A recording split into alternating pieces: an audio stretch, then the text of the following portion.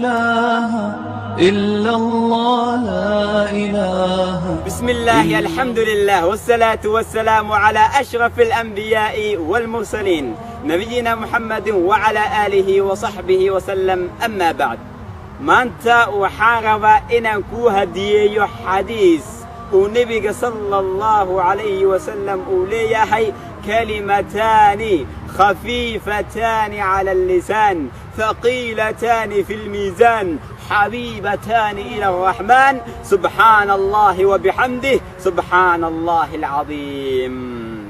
laba kelimadood oo carabka ka fudud, miisaanka maalinta qiyaamana ka culus. yacni hadduu camalkaas uu sameeyo, erayadaas uu dhaho, ajar badan ayaa la siinayaa. xabiibataani ila araxmaan, ilaahay agtii midka naxariis badan agtiina loogu jecel yahay waa subxaana allahi wa bixamdihi subxaana allahi alcadiim. camal yar weeyaan, ajar badan aad ku helaysid, rabbina uu jecel yahay caza wajal. isku xir ilaahay subxaanahu wa tacaala. ilaah wuxuu leeyahay caza wajal: fadkuruunii adkurukum. xusa aan idin xuse, mar walba xus.